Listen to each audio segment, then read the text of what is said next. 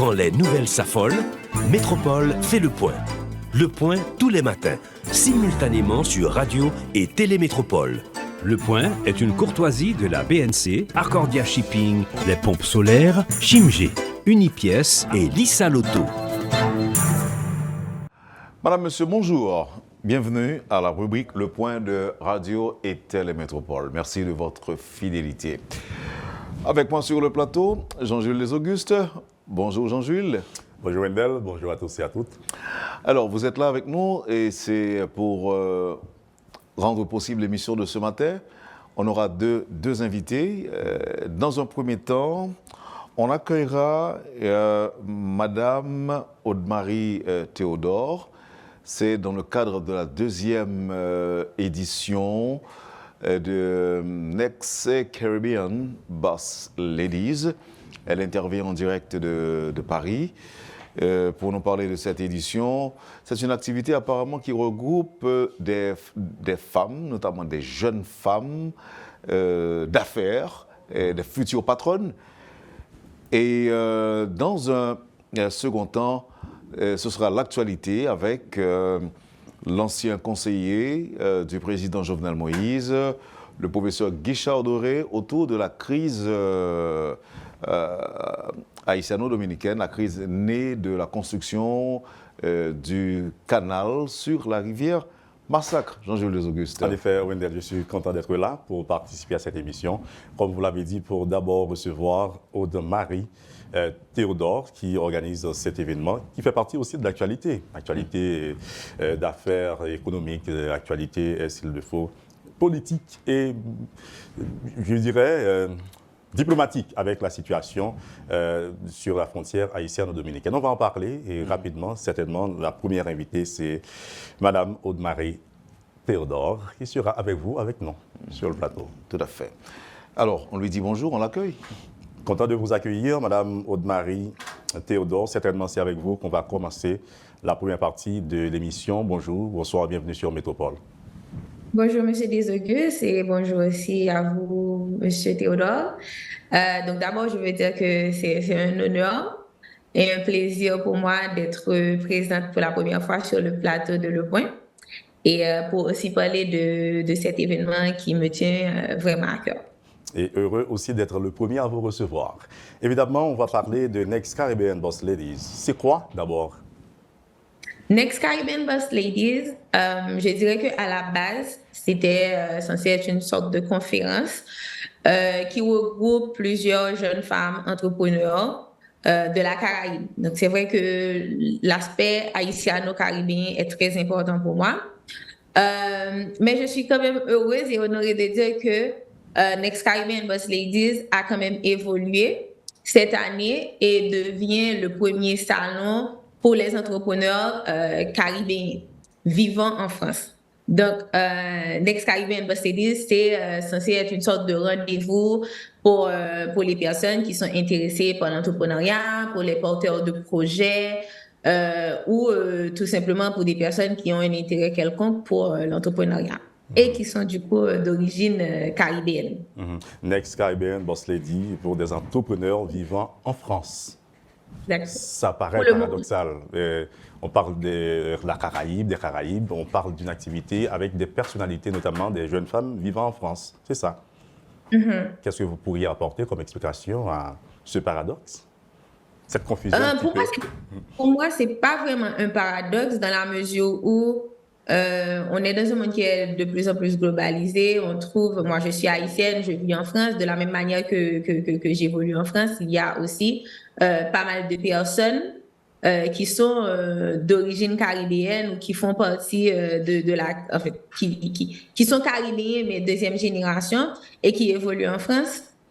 Mon souci à moi, c'était justement de regrouper ces personnes, de leur donner une plateforme, de leur donner une certaine forme de visibilité que l'on ne retrouve pas en France particulièrement, parce qu'en Europe, on doit admettre que s'il y a quand même pas mal de Caribéens, d'Haïtiens, Cubains, Bahaméens, etc., qui sont aux États-Unis, quand on vient en France, il devient de plus en plus difficile de retrouver ces personnes, de se regrouper en communauté. Et mon objectif à moi, c'était justement de pouvoir ramener ces personnes autour d'un intérêt commun qui est justement l'entreprise, l'entrepreneuriat. Et c'est pour ça que on évolue en France, mais on a quand même le lien qui est très fort avec la Caraïbe.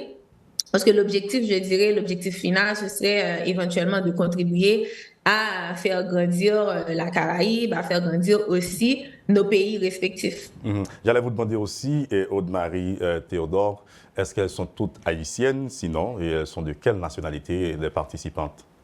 Elles ne sont pas toutes haïtiennes. Je pense que c'était quelque chose qui était important pour moi, justement, de mettre en avant ce côté caribéen.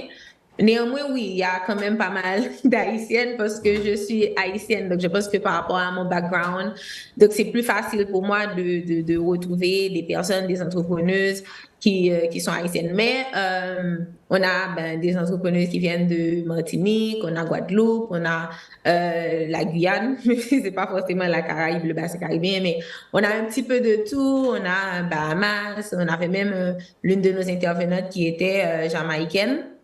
On a des exposantes aussi, on retrouve un petit peu de ces diverses nationalités parmi les exposants et aussi parmi les participants, en fait, les personnes qui viennent et qui s'inscrivent, il y a quand même une grande variété dans les nationalités. J'allais vous demander aussi de citer quelques noms. Vous savez, ça peut traîner, ça peut faire des mouches, ça peut attirer également.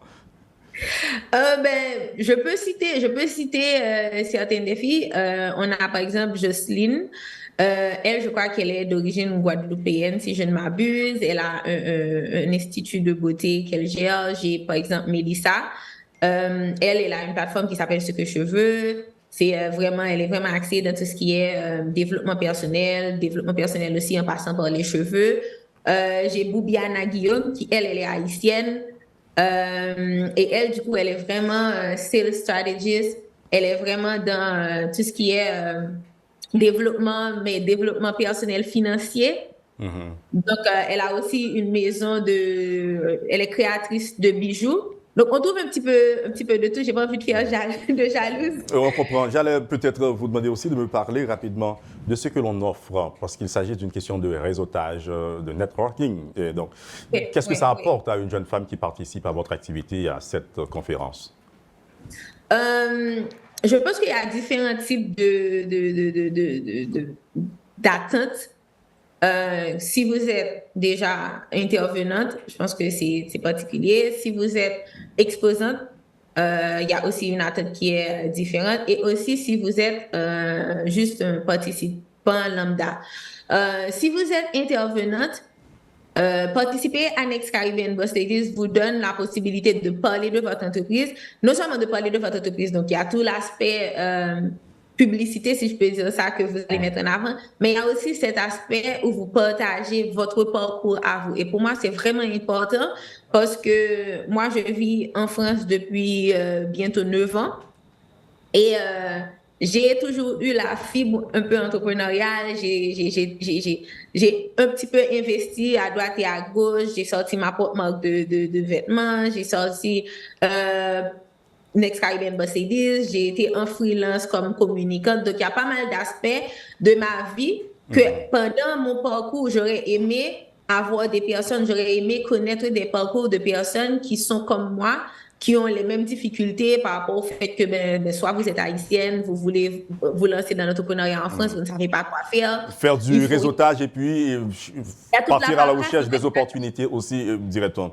Mais plus que les opportunités, parce qu'en fait, ce que je voulais dire, c'était de montrer en fait qu'il y a d'autres moyens et qu'il y a des personnes qui sont passées en fait par là et voilà ce qu'elles ont fait. Et partager leur parcours comme ça, je pense que c'est vraiment intéressant parce que ça leur permet de se connecter d'une manière assez particulière avec les participants qui sont là. Donc, expérience et diversité. Donc, on nous dit que vous êtes à la 2e édition. Donc, quelle est votre expérience pour cette 2e édition comparativement à la première? Wow! Expérience aussi. Déjà, je pense que le fait que j'avais fait la première édition l'année dernière, ça m'a permis de vraiment comprendre qu'il y avait vraiment une attente, il y avait vraiment un besoin d'un tel événement. Donc, entreprendre cet événement cette année, je suis partie avec la connaissance que je faisais quelque chose de bien et je faisais quelque chose qui était attendu et qui avait vraiment un réel intérêt pour le public. J'ai aussi, je pense que ce qui était quand même assez intéressant, c'était à la fin de la deuxième édition l'année dernière, j'ai quand même fait un sondage et j'ai demandé aux gens qu'est-ce qu'ils voulaient voir. Qu'est-ce que vous voulez, à quoi vous vous attendez?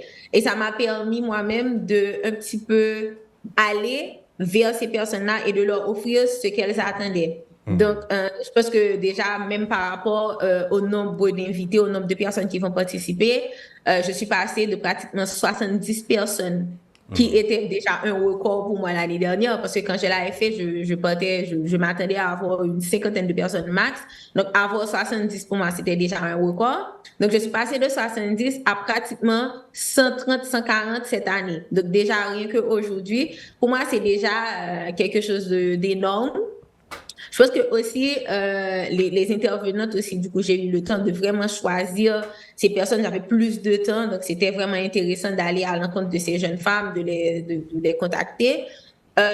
J'ai aussi pu mettre des exposantes, ce qu'on n'avait pas l'année dernière, qui aussi, je pense, a permis à d'autres personnes de trouver un petit peu plus, parce que réduire l'événement aux 6 intervenantes, c'était quand même assez limité. Là, avec les exposantes, ça permet aux personnes qui vont venir, qui vont participer à cet événement, d'avoir vraiment une panoplie de parcours et d'expériences et d'entreprises à découvrir. On va finir avec l'entretien, et Aude, Marie et Théodore, certainement, il me reste 2 ou 3 petites questions à vous poser. D'abord, quels sont vos partenaires, les institutions qui vous accompagnent dans le cadre de cette expérience, de cette activité, rapidement? Mon partenaire principal, c'est le Consulat général d'Haïti à Paris, qui a lancé une campagne vraiment pour accompagner des entrepreneurs cette année, plus particulièrement les entrepreneurs d'origine haïtienne, deuxième génération. Et cet événement, justement, rentre vraiment dans le cadre de cette mise en avant des jeunes haïtiens entrepreneurs. Et du coup, le consulat n'a pas hésité à être un partenaire vraiment avec un grand soutien en fait par rapport à cet événement. J'ai aussi la mairie du 17e arrondissement de Paris, qui, du coup, c'est là où on va faire l'événement. C'est via Zoom rapidement? C'est Zoom uniquement ou c'est en présentiel? C'est uniquement en présentiel. OK. On essaie de voir si peut-être l'année prochaine, étant donné qu'on apprend et qu'il y a une demande justement cette année, peut-être l'année prochaine, on mettra la possibilité de faire ça en Zoom. Mais pour le moment, il faut essentiellement être sur Paris et se déplacer pour venir à l'événement. 2 petites questions pour finir, vraiment. Pourquoi Next Caribbean Boss Ladies? Pourquoi ne pas élargir vers le monde? Question rapide, c'est une question futuriste peut-être. C'est exactement une question futuriste, totalement, parce que pour moi, je considère que la Caraïbe, c'est le futur. Et je pense que le futur du monde, c'est vraiment dans la Caraïbe que ça se situe. Et je voulais justement faire partie de cette génération qui va justement ouvrir la Caraïbe au monde. Ça, c'est un. Et deuxièmement, je voulais aussi faire quelque chose qui met en évidence la Caraïbe. Je ne voulais pas que ce soit forcément toujours le carnaval, que ce soit forcément toujours peut-être les choses dont on n'a pas forcément envie de parler. Je voulais mettre un aspect aussi qui n'est pas forcément toujours mis en avant. Et cet aspect, c'est aussi l'entrepreneuriat. Donc, Next Caribbean Boss Ladies, c'est des femmes de la Caraïbe, des entrepreneurs du futur, qui sont là pour changer les choses. La dernière question que je vous poserai, c'est sur la date du déroulement de l'événement. Mais la question qui m'intéresse vraiment, qui me concerne, on ne prend pas d'hommes dans cette affaire-là. Moi, je suis jaloux comme homme, j'aurais bien aimé exposer mes expériences. Là, je parle au nom de tous les hommes haïtiens et de tous les hommes du monde. En fait, je travaille avec des hommes au sein même de Next Caribbean Boss Ladies. Ça m'est déjà arrivé de faire des mini-événements. Par exemple, si vous avez une entreprise, Monsieur Desauguste, et que vous venez en France et que vous voudriez rencontrer des personnes, des entrepreneurs ou le public, avec Next Caribbean Boss Ladies, on peut totalement vous accompagner dans cette démarche-là. Néanmoins, pour notre événement, notre grand événement annuel, on met vraiment la lumière sur les femmes. On comprend. Maintenant, la date. Mais on est quand même très inclusif. C'est juste que c'est important de donner aussi la parole aux femmes parce que c'est le public le plus visibilisé Et c'était important. La date du déroulement de l'événement, et c'est ma dernière question, Aude-Marie Théodore, pour cet entretien que nous avons avec vous aujourd'hui. La date du déroulé de l'événement, c'est demain. Donc, c'est le 16 septembre 2023 à 14h30. Et voilà. Avant de suivre l'événement, est-ce que ce sera aussi en ligne? Parce qu'il y a des gens qui aimeraient bien peut-être... Malheureusement, en fait, c'est ce que je viens de vous dire tout à l'heure. Malheureusement, ce ne sera pas en ligne, mais on y travaillera peut-être pour l'année prochaine. Si j'ai la chance d'être interviewée par vous aussi l'année prochaine, donc je pourrais vous annoncer qu'on sera aussi en live Zoom. On a rendez-vous pour l'année prochaine, on dirait. Exactement. Mais on fera un petit recap, on aura des vidéos, des photos qui vous permettront de voir un peu ce qui s'est passé. Et qu'elle vienne vite l'année prochaine. Merci beaucoup, Aude-Marie Théodore, de votre disponibilité. Mais elle ne nous a pas dit où est-ce que ça va se dérouler, non? C'est à Paris. Le lieu direct, c'est à Paris, vous avez dit. Elle a dit le lieu, c'est à Paris, c'est à la mairie du 17e arrondissement. Merci, Aude-Marie Théodore, de votre disponibilité. Et comme je l'avais dit, l'année prochaine, c'est certainement pour demain. Merci. Et à bientôt. À bientôt. Je vous repasse la parole, Wendell Théodore. Oui, merci. Merci à Aude-Marie, merci à vous aussi, Jean-Jules Desauguste. Je peux m'envoler.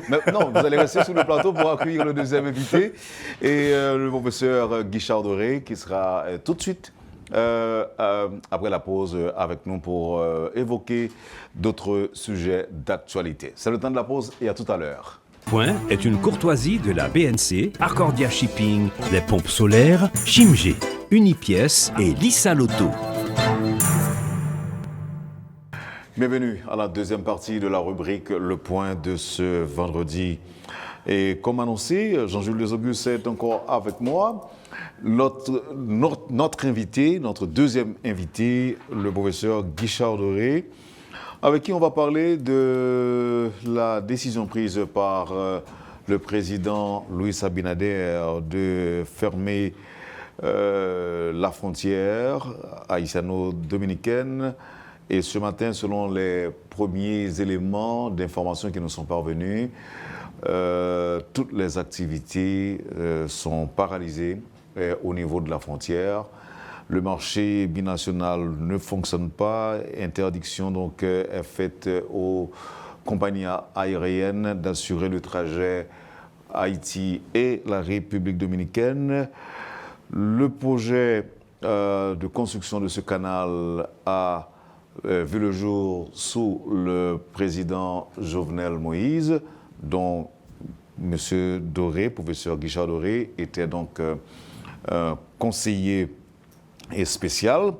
Donc c'est l'occasion de revoir le projet, et c'est pourquoi il est là avec nous ce matin. D'abord, la première question que j'ai envie de lui poser, est-ce que l'on s'attendait à cette décision de Luis Abinader à la lumière de ce qui a été dit pendant tout le long de la semaine? Quand il avait dit que d'autres décisions vont survenir, vont arriver, est-ce qu'on pensait qu'il allait justement en arriver là? Professeur, bonjour. C'est un gros plaisir pour nous gagner au matin. Là, côté que avec ce qu'on est au même de dossier, ça, on va aider nous comprendre plus. Bonjour. Bonjour Wendell et bonjour à Desauguste et bonjour à tous les auditeurs et téléspectateurs de Métropole. Question, c'est où tu attends ça que Luis Abinader t'a privé là? Bon, alors il faut voir le mode opératoire politique de Abinader. Depuis l'arrivée au pouvoir, monsieur, son refrain d'un nationaliste primaire et contre Haïti, il fait jouer pendant toute présidentielle. Il n'est pas fini, non, mais depuis le président, ça c'est ça le fait. Et de mémoire d'homme, par qu'on est dans l'histoire des relations haïtiano-dominicaines, quand on président de la République en République dominicaine, tu es aussi, vindicatif par rapport au dossier haïtien. Peut-être Trio? Bon, oui, c'est peut-être très loin dans l'histoire. Tu as toujours gagné des fluctuations entre les deux pays, c'est normal, parce que nous partageons une frontière, mais l'histoire et la géographie appellent pour fonctionner là, on ne va pas déplacer. C'est l'histoire que maintenant là, c'est la géographie. Donc, autrement dit, entre Haïti et la République dominicaine, il doit toujours gagner un point d'entente. S'il y a des mésententes sur des éléments, on trouve aimablement, sur nous faire des discussions, des échanges. Mais il se trouve que le président Abinader, depuis l'arrivée, monsieur, c'est sur le ton martial, qu'il s'exprime sur le dossier haïtien et deuxièmement, il se fait le porte-parole d'Haïti sur la scène internationale. Et surtout, ça s'est renforcé depuis l'assassinat de Jovenel Moïse. Donc, est-ce que pas bon bagaille jusque-là non avoué, ont d'autres projets ou bien ont l'autre plan, si vous voulez, des têtes que jusqu'à présent n'a pas dit les parents publics? Bon, une question, il faut voir la question du point de vue anthropologique. N'oublie pas son origine, il vient du Moyen-Orient.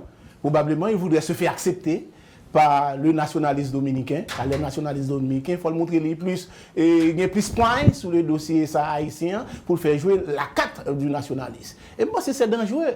Quand on connaît l'histoire de ces deux pays, c'est des pays qui toujours gagnent des hauts et des bas. Il y a des contentions historiques jusqu'à présent qui peuvent finir laver, qui peuvent finir épuisés. Et c'est à ce moment-là que M.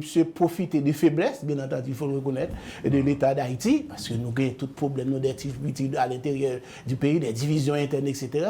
Alors, nous pas mettons beaucoup l'accent sur les questions, les enjeux d'intérêt national. Et je pense que peut-être, sur ce point-là, peut-être c'est Henri Radel, le fait qu'elle proposition ça, c'est montrer pour les Haïtiens rassemblés autour d'un projet national, autour d'un projet patriotique pour nous compter ça dans le pays. Parce que nous faisons un paquet d'erreurs dans l'histoire, et nous même arrivés, détruire une institution, même les faiblesses, l'armée d'Haïti. Bon, c'est signe de parce que le président, monsieur joue un rapport de force alors que qui joue contre nous. Donc, je crois que nous, nos situations côté que faut que nous reprenions caractère nous. Faut nous prendre caractère nous en tant que peuple, faut nous prendre caractère nous en tant que nation, et faut nous prendre comment on apprend à orienter le pays. Faut ne pas jouer à la question ça. C'est une question d'identité nationale, c'est une question de sécurité nationale, faut ne pas jouer avec. D'ailleurs, on t'a posé aux questions et professeur Richard Doré. Est-ce que là, pendant on dit que le président Abinadel lui-même a utilisé une sorte de nationalisme primaire, est-ce qu'il ne fait pas qu'incarner la société dominicaine, le peuple dominicain, à travers l'histoire et à travers peut-être anthropologie qu'on parlait de Je crois que Mbarbal dit ça son tendance majoritaire en République dominicaine. Parce que nous connaissons des Dominicains qui ont des positions vraiment contraires par rapport à ça, ils ont fait ça. Peut-être minoritaire. Non, on connaît, nous qui veut faire mal la fait Visboui. Mais je ne sais pas c'est majoritaire au sein de la société. Je ne sais pas là, pour me dire, au niveau de la société dominicaine, il y a un ressentiment, Jean-Monsieur le Président, exprimé là contre l'Haïti. Parce que moi, je vais regarder même sur le dossier canal là, je parlé, moi, des Dominicains qui t'ont parlé, ils ont dit que Haïti a un droit pour le prendre l'eau à la caille.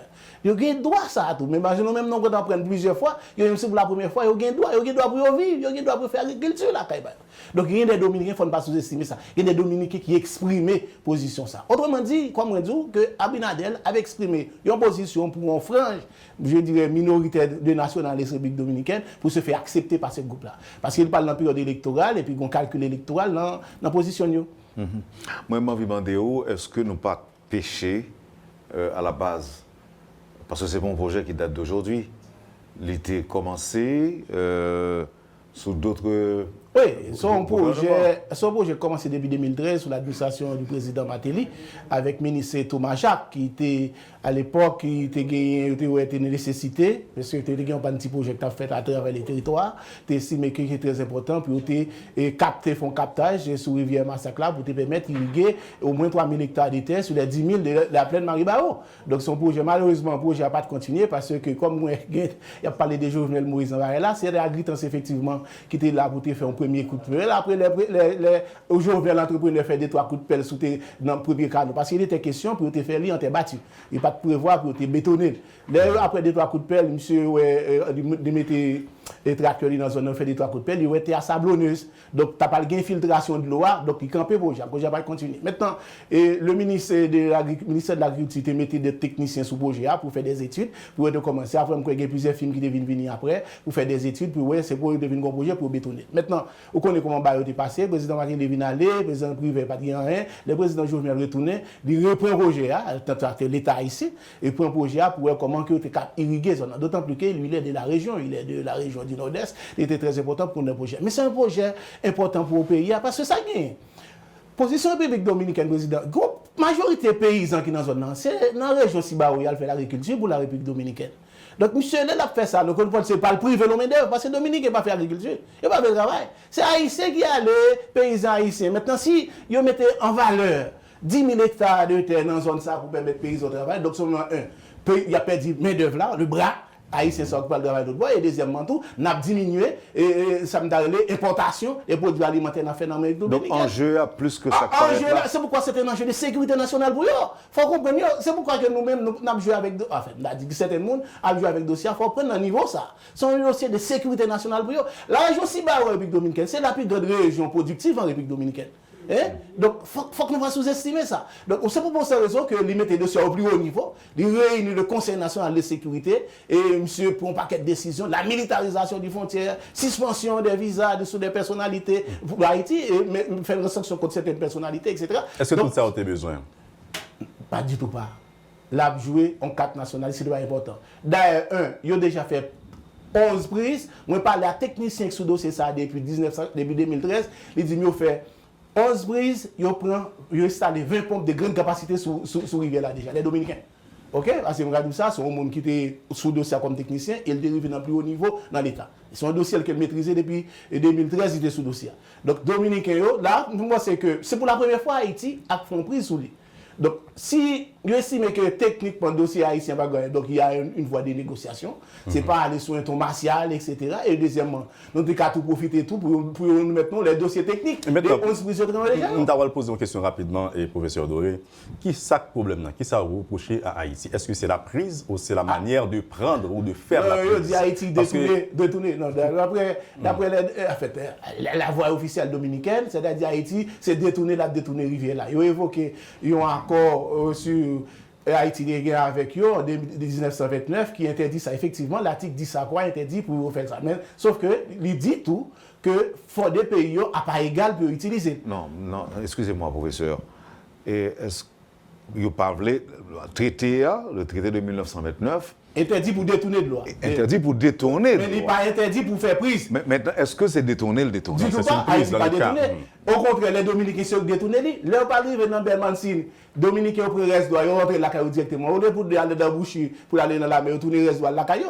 Donc, ils ont détourné en finalité, bien sûr, c'est à la fin. Mais ils ont détourné dans la caillou. Au contraire, si ils ont côté détourné, c'est l'argumentaire développé par les documentaires par la route, parce que si on détourné de loi, la loi va quitter l'entrée en Bouchi la net, ils ne pas arriver, ils prennent, ils viennent dans la caillou avec. Donc, 2021, qui ça nous rappelait de professeur Doré? Parce que nous connaissons une commission mixte bilatérale là qui était sous dossier ça lorsque le président Jovenel a commencé à travailler de manière officielle et étatique. C'est le coup. C'est commencé. Tu as une déclaration conjointe. Qui ça qui est problème? Ça qui te dit, ça qui te résout dans ça? Non, Dominicain, je parlais avec le ministre Claude avant-hier. C'est lui qui était ministre des Affaires étrangères à l'époque. Dominicain, tu pensé que sur le plan technique, le dossier haïtien pas bien ficelé, j'ai fait là. Il était prouvé que c'était pas de problème, c'était des compagnies, d'arrêter une compagnie cubaine qui travaillé dans la zone, qui était tout fait, tout étudié, finalisé étudié, pour faire travail là. Donc, vraiment dit, il y a un dossier technique sur la prise haïtienne. Donc maintenant, il était convaincu Dominicain, Dominicain vient pas de problème. Il est même dit que la présidence dominicaine te fait comprendre que donc c'est une question électorale et après là pas besoin parce que c'était ça qu'il a dit. Donc maintenant aujourd'hui il y a déjà un accord. Si on pas d'accord sur la position haïtienne, les données et données par les haïtiens, en tout cas il ne va pas avancer. Donc moi même pense que aujourd'hui là ces affaires là sont question de nationalisme qui a joué et je pense que M. Levé va très haut et qui est très dangereux aussi. Parce que depuis 1991, le président Balaguer a vu un paquet haïtien tourner, c'était le président Aristide, je ne sais pas que le pays arrive dans niveau ça, à ma connaissance. Donc maintenant, enjeu ça là, je veux dire là, c'est un enjeu. Pour nous, c'est un droit que nous gagnons pour utiliser ce canal là. Et l'État haïtien doit faire tout ça possible pour non simplement accompagner, mais nous prendre en charge ce canal là pour nous continuer. Bon, nous n'avons pas exprimé le contraire, non. Prise de position a posteriori de décision que le président Abinader prend, leur dit au point acte de décision ça. Mais moi, un tweet qu'on fait, quand on dit qui ça Conseil national de sécurité et de défense CNSD que Jovenel Moïse a créé, qui ça dit sur le dossier Rivière Massacre. Et pour que ça, le gouvernement Ariel Henry pas activé ce conseil. Bon, évidemment, puisque par analyse d'effort, les Dominicains, premier baril, c'est convoquer le Conseil national de sécurité la CAIDI. Et bien nous-mêmes, nous avons déjà le Conseil national de sécurité et de défense. Puisque le dossier est une question de sécurité nationale. Puisque le dossier de sécurité nationale, c'est un dossier global. c'est de la stratégique, sociale, économique, culturelle et même civilisationnelle. Donc c'est un dossier de sécurité nationale. Le gouvernement est supposé activer. Et ça, pour moi-même, c'est activé dans le courant. Et il a dit que le Conseil national de sécurité et de défense, mais pour qui exprime. Parce que le Conseil national de sécurité et de défense, ça permet maintenant de saisir toutes les acuités du dossier pour nous quels sont les enjeux stratégiques, portés, etc. À ce moment, le gouvernement a pris une décision. Et deuxièmement, le gouvernement si le Conseil national de sécurité et de défense a créé ce dossier, il va quitter Haïti, voyons une délégation en République dominicaine pour se faire humilier. En pleine négociation, le président dominicain allait dans Kazen, le côté martial de la question, il annonce un paquet de décisions. Quand Haïti en pleine négociation. Pendant que monsieur a discuté. Mais il voulait avoir des prisonniers politiques et des prisonniers diplomatiques. Imaginez si pas de son dernier vol, ils ont couru pour retourner. Mais ça a bloqué la République dominicaine. Donc, ce n'est pas extrêmement grave, c'est inélégant de sa part. Bon, le cas, c'est de mettre sur frontière. Non, mais une fois, les frontières, il fait net. C'est inélégant de sa part. Donc, moi, je crois que ce n'est pas extrêmement grave. Donc, c'est pourquoi que moi-même, depuis avant-hier, je dis que, depuis les dossiers arrivés, la diplomatie haïtienne traite les dossiers en amateur, on devait convoquer l'ambassadeur dominicain accrédité en Haïti pour donner des explications sur la position et les motifs de son gouvernement. Qui ça qu'à la base des décisions? Oui, mais qui ça le dit encore quand le premier diplomate. Mais on est dans la diplomate. Le premier diplomate, c'est le président. Il doit clarifier auprès des autorités haïtiennes la position de son gouvernement. Non, mais laisse ça tout le cas. Donc, non, position président claire. Le président dit que toute négociation campée, tout en que le travail va continuer. Haïti n'a pas à négocier avec la République dominicaine. Attention, non, le deuxième faux pas de notre diplomatie. Nous n'avons pas pour négocier avec les Dominicains. Au contraire, c'est les Dominicains qui doivent envoyer des émissaires en Haïti pour venir demander des explications. Nous n'avons pas pour dévoyer pour Nakayo. Parce que nous n'avons pas droit, nous. Nous avons 11 prises sur le canal là. C'est pour la première fois que nous avons tenté de prendre. Déjà. Donc, nous n'avons pas de problème. Nous avons un écart énorme. Donc, Haïti dans son bon droit. Nous n'avons pas de bon voyer. C'est que de voyer. Donc, c'est déjà un deuxième faux pas. C'est pourquoi que moi, je pense que le dossier est traité en amateur. Donc, le gouvernement ne font pas qu'être sur ce dossier. C'est un dossier de sécurité nationale. Il n'est pas saisi en pleurs dossier. Parce qu'on connaît, le gouvernement, ça a un petit problème avec toute question de sécurité nationale. De vous parler de renseignement, de CNRS, c'est comme si on parle de CNRS. Et comment dire, le Conseil national de sécurité de la police nationale. CSPN? Non, on n'est plus là. On n'est pas dans un dossier de sécurité publique. On est dans un enjeu de sécurité nationale. C'est le devenir de la nation qui se joue là. Écoutez, bon, monsieur il a militarisé la frontière. Maintenant, il y a plusieurs hélicoptères qui ont volé, qui ont fait des incursions dans notre espace. Nous avons correspondant. Bon, il va pas dire. Mais on va se côté on va pas côté. L'image parle. Non, alors ça qui veut dire que par contre, si on survolait le territoire panois, même sur la frontière. Même si dit que oui, sur la frontière, côté dominicain. Oui, côté dominicain. Alors, j'allais vous dire aussi, professeur Doré, maintenant, est-ce que diplomatiquement, pensez que le dossier est capable de résoudre, puisque vous sautez parler de niveau anthropologique, social et culturel. Que nous franchissons le Rubicon. Justement, parce que ce niveau-là, Haïti n'est pas pour négocier avec Dominicaine, Haïti doit saisir des institutions internationales compétentes. Parce que, il y a une forme d'arbitrage. Et tout arbitrage, il y a Haïti raison.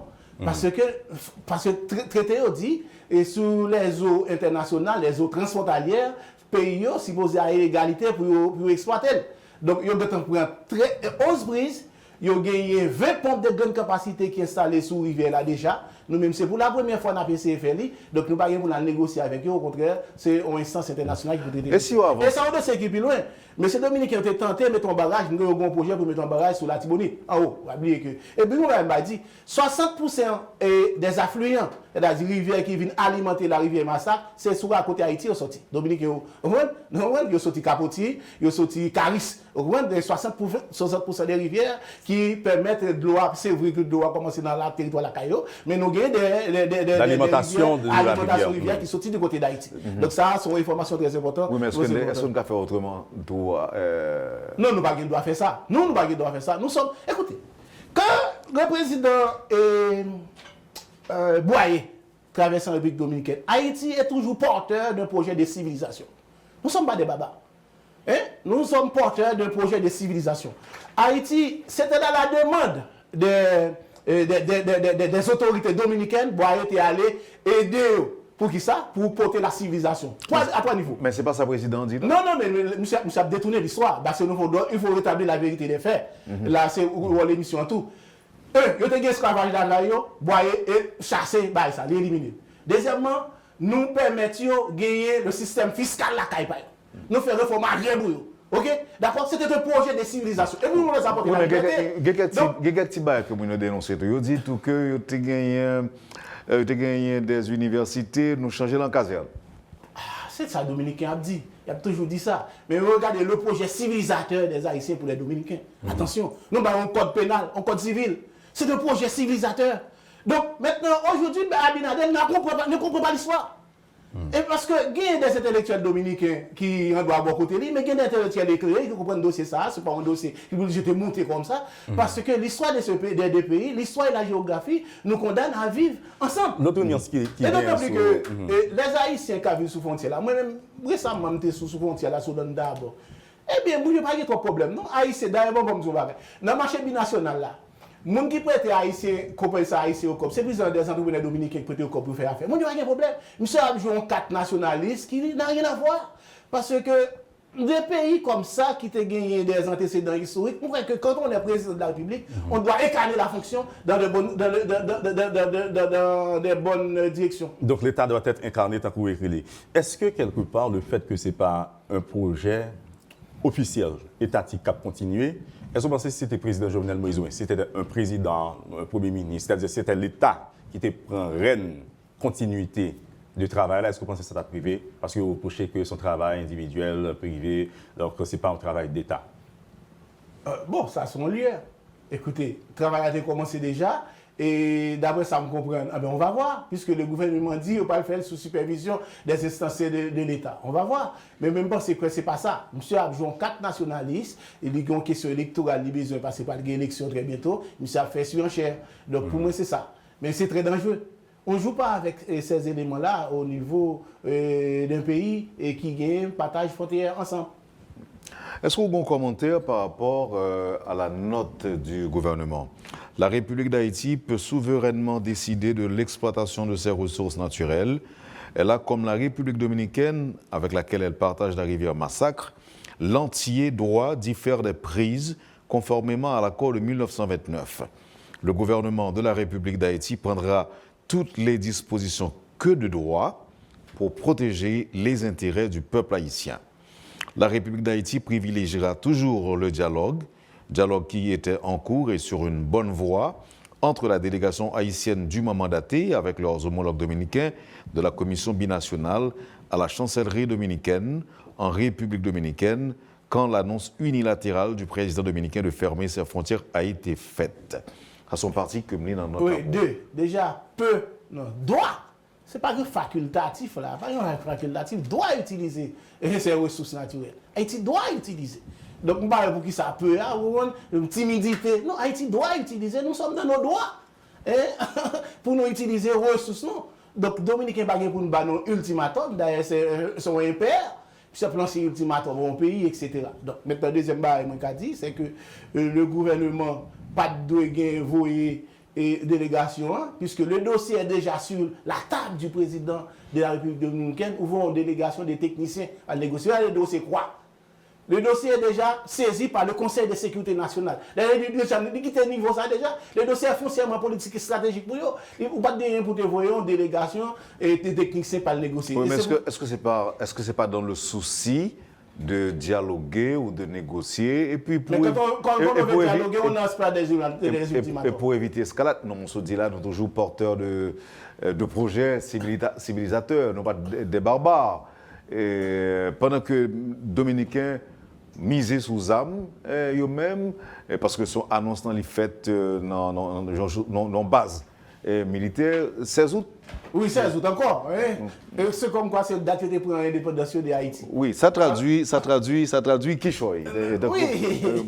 Oui, mais nous-mêmes, est-ce que, d'ailleurs, nous n'avons pas de moyens pour nous faire exactement la même chose? Nous n'avons pas de moyens pour que nous montrions nous camper de façon proportionnelle sur la même position avec eux?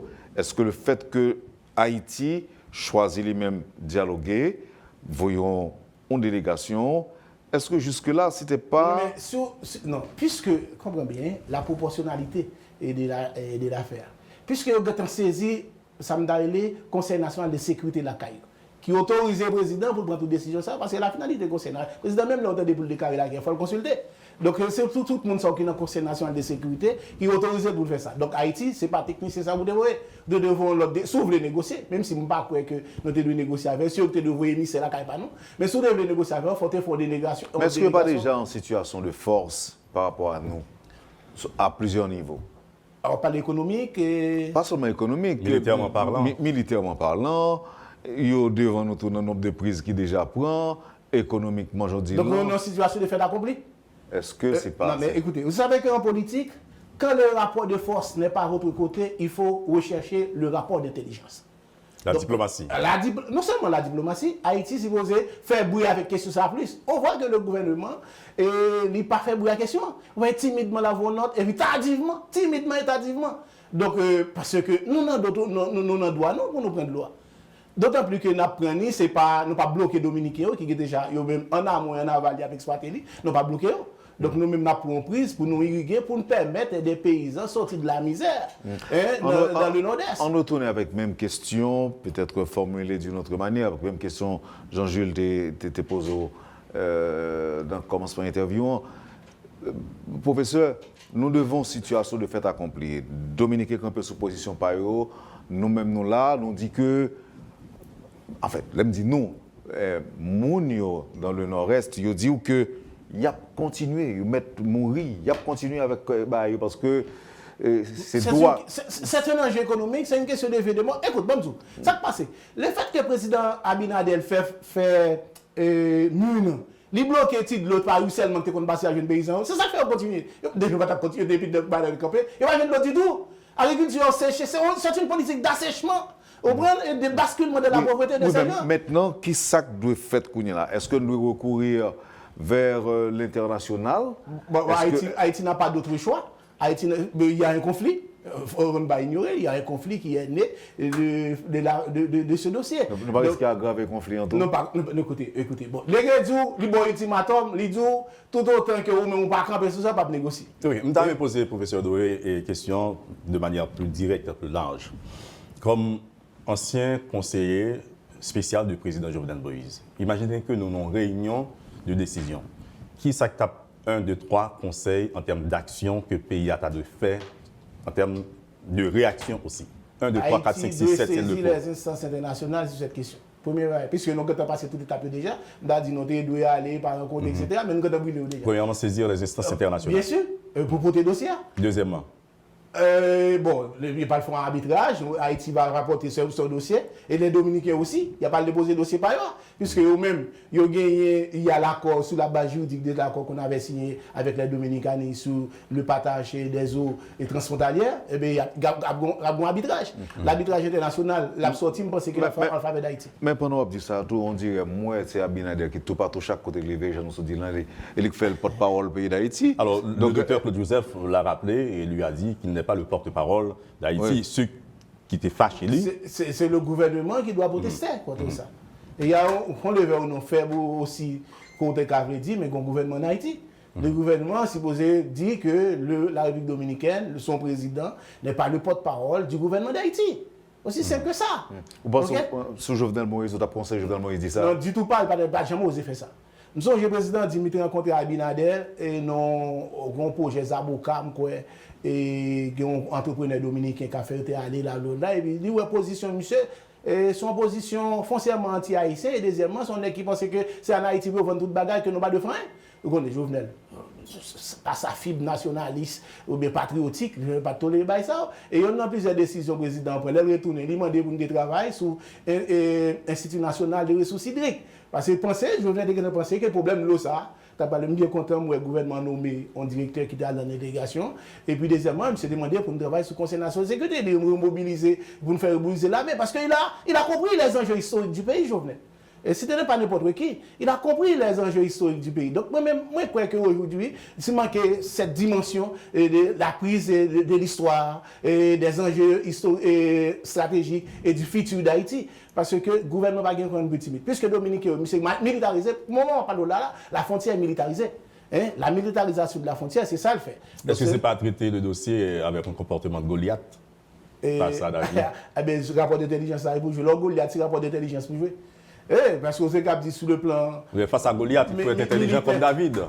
Il faut avoir les rapports d'intelligence. Les rapports d'intelligence, les gouvernements. D'ailleurs, un dossier comme ça, par deux, trois techniciens dans le ministère, ou supposé réunir un paquet de personnalités dans le pays pour bailler point de vue sur. Au contraire, c'est le meilleur moyen pour faire une union nationale sur un dossier comme ça. C'est le pays qui est mobilisé sur ça. C'est du nord au sud, c'est le pays qui est mobilisé sur ce dossier. Et surtout 9 personnalités sanctionnées par la République. C'est une gloire pour ces personnalités. Parce que sur un enjeu national, c'est le nègre provocateur, donc c'est lui qui est le provocateur. Si vous regardez l'ensemble des décisions de la presse, c'est lui le provocateur. Donc, parce que Haïti pas. Écoutez, prise haïtienne fait la et pas en déviation de la rivière. Et deuxièmement, c'est pas ces premières prises, non, ou même on a fait 11 déjà, on a installé 20 pompes et sous rivière là. Faut nous finir, mais vous pensez que son baril cap fin pas résoudre au point où le dossier est là, je pense que c'est les instances internationales qui Haïti doit saisir ce dossier. Et l'ambassadeur qu'on a convoqué, qui ça s'acabaye? Bon, moi-même depuis avant-hier, moi j'ai fait un tweet me demander pour convoquer lui, mais maintenant la diplomatie haïtienne est toujours en retard sur les événements. Hein? Parce que je me suis dit, quand vous êtes petit, il faut être intelligent. Très important en politique. Et elle dit que, bon, déjà, un territoire, c'est presque deux fois par là. Nous avons l'armée qui gagne plus que 50 000 hommes, service de renseignement en pile, etc. Et là, il faut qu'on soit intelligent. Moi, je crois que non, l'ambassadeur va expliquer à la chancellerie haïtienne la position de son gouvernement. Et deuxièmement, moi, je crois qu'il faut profiter de ça pour nous remembrer les appareils de l'État. Et c'est ça, ça vous non? Déjà, il faut un projet, l'école, dans un pays, où on raffermer les citoyens, les enfants haïtiens à la patrie, à la nation, le sentiment d'appartenance, le sentiment national. Il faut profiter de tout ça. Peut-être, monsieur, mon service, peut-être que ce n'est pas un bon moment. Oui, vous pensez que c'est renforcer l'armée à tout? Non, l'armée. Écoutez, c'est une mesure d'ignorance. Hein. C'est parce que moi, je ne sais pas l'histoire pays. C'est l'armée qui va Haïti naissance. Comment c'est qu'on paye comme ça des cas privés pour le payer l'armée? Pour le pays, il y a pas le service de renseignement, le service central de renseignement. Ou pas rapidement, Dominique, il y a 9 personnes qui sont parce qu'il y a un paquet haïtien qui travaille sur la frontière. Donc, sous le service de renseignement, tu as un service contre renseignement, haïtien, ça vous fait travailler ça pour vous, tu as mis en prison. Oui, contre à la patrie. Parce qu'il n'y a pas. C'est une question d'enjeu national. On ne peut pas jouer avec ça. Mais je me dis là, tout peut-être, ça, je ne me suis pas rendu compte, d'autant qu'il y a des hommes politiques là-dedans. Donc, cabinet de tour, M. Sao. Il est un nègre populaire. Il est un nègre plus. Ah bon, il est déjà populaire. Parce que il y a des anciens sénateurs. Oui. Et moi, j'ai un pile là-dedans qui est très à l'aise pour dire oui, nous derrière, ok, pas de problème avec sanction. Oui. Non, monsieur pas saisi en jeu question. Et ça l'a fait. Une une dimension historique. Bien sûr, c'est la bonne cause. Monsieur sanctionné pour la bonne cause. Jean-Jules, merci. Et professeur Doré, merci infiniment pour disponibilité, comme à chaque fois, disponibilité envers Métropole. Et merci pour l'éclairage autour. N'a pas été en contact et chaque fois besoin. Et chaque fois que le besoin se fait sentir, n'a toujours venir vers vous-même pour nous capables d'apprendre plus et permettre au public là de joindre plus tout. Merci encore une fois. Merci beaucoup à tous les téléspectateurs et auditeurs Métropole qui t'ont écouté. Merci Jean-Jules. Merci Wendell, merci professeur Doré. Vous avez suivi, madame, monsieur, la rubrique Le Point de Radio et Télémétropole. Merci de nous avoir acceptés chez vous. Passez une bonne journée, un bon week-end et à la semaine prochaine. Quand les nouvelles s'affolent, Métropole fait le point. Le point tous les matins, simultanément sur Radio et Télémétropole. Le point est une courtoisie de la BNC, Arcordia Shipping, les pompes solaires, Chimgé, Unipièce et Lissa Loto.